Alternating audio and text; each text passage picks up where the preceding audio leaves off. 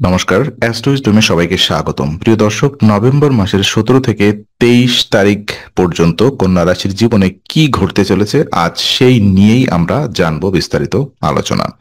তো এই সপ্তাহটি হতে চলেছে ভারসাম্যের পরীক্ষা। স্বাস্থ্য, অর্থ ও পরিবার সব দিকেই প্রয়োজন সতর্কতা এবং পরিকল্পনা। বৃহস্পতির আশীর্বাদে আসবে আর্থিক স্থিতি, কিন্তু কেতুর অবস্থান কিছু স্বাস্থ্যজনিত বিষয়ে সাবধানে থাকতে ইঙ্গিত করছে। শিক্ষার্থীদের জন্য এটি এক অনুপ্রেরণামূলক সময়, আর পরিবারের মধ্যে সিদ্ধান্ত নেওয়ার আগে মিলেমিশে আলোচনা করলে সম্পর্ক আরো দৃঢ় হবে। তাই শেষ পর্যন্ত ভিডিওটি অবশ্যই দেখুন, কারণ শেষে জানবো একটি বিশেষ উপায় যা আপনার মানসিক শক্তি ও সৌভাগ্য দুই বৃদ্ধি করবে। চলুন তাহলে শুরু করা যাক নভেম্বর তৃতীয় সপ্তাহের কন্যা রাশির সম্পূর্ণ রাশিফল বিশ্লেষণ। তো প্রথমত স্বাস্থ্য এবং শারীরিক অবস্থা পর্যালোচনা করব।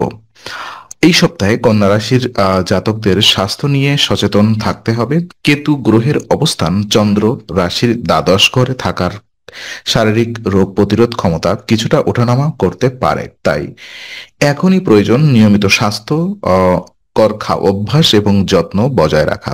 যাদের রক্তচাপ, ডায়াবেটিক বা কোলেস্ট্রল সংক্রান্ত সমস্যা রয়েছে তারা এই সপ্তাহে অতিরিক্ত সতর্ক থাকুন। খাদ্য তালিকা থেকে অতিরিক্ত তেল, চিনি বা লবণ কমিয়ে দিন। সকালে হালকা ব্যায়াম বা যোগব্যায়াম এবং রাতে পর্যাপ্ত বিশ্রাম নেওয়া অত্যন্ত জরুরি।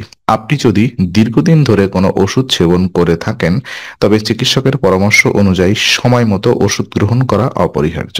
এই সময় মানসিক চাপ ও শরীরে নেতিবাচক প্রভাব ফেলতে পারে, তাই নিজের মানসিক ভারসাম্য রক্ষা করুন। মেডিটেশন, বই পড়া বা প্রকৃতির মাঝে কিছু সময় কাটানো আপনাকে পুনরুজ্জীবিত করবে।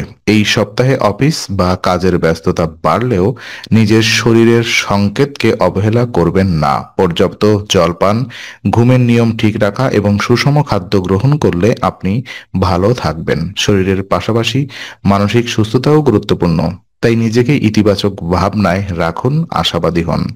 কন্যা রাশির জাতকেরা স্বভাবতই পরিশ্রমী, কিন্তু মাঝে মাঝে বিশ্রাম নেওয়াও সমান জরুরি।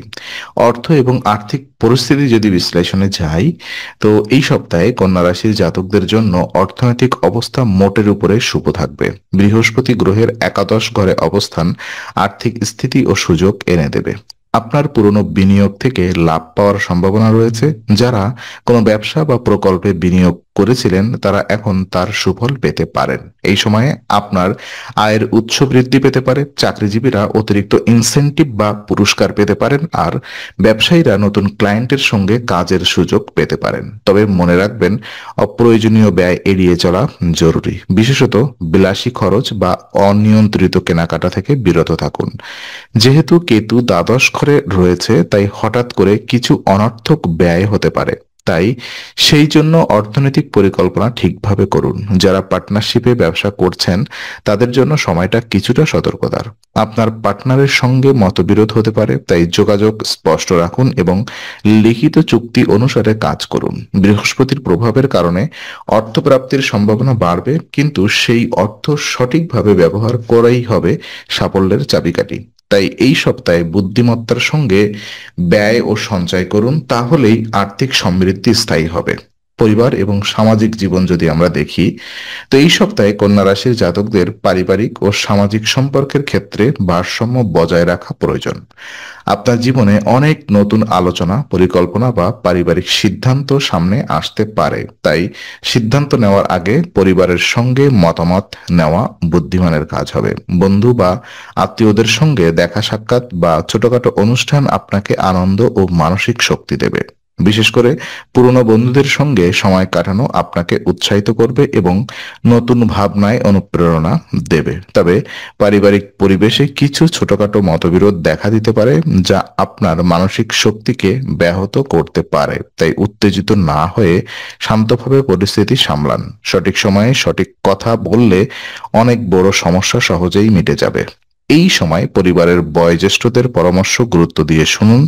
তারা যে অভিজ্ঞতার আলো থেকে বলবেন তা ভবিষ্যতের জন্য আপনাকে সঠিক দিক নির্দেশনা দেবে।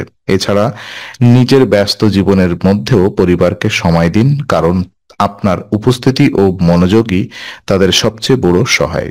পরিবার ও সামাজিক সম্পর্কের ভারসাম্য এই সপ্তাহে আপনার মানসিক শান্তির মূল চাবিকাঠি হবে। শিক্ষাজীবন ও ছাত্রছাত্রীদের জন্য আহ শিক্ষার্থীদের জন্য এই সপ্তাহটি অত্যন্ত ইতিবাচক। বাড়িতে নিজের জ্ঞান বা দক্ষতা প্রদর্শনের সুযোগ আসবে। কোনো গুরুত্বপূর্ণ কাজ বা পরিবারের কোনো প্রজেক্টে আপনি অবদান রাখতে পারেন, যা আপনার বাবা মায়ের প্রশংসা ও ভালোবাসা অর্জন করবে।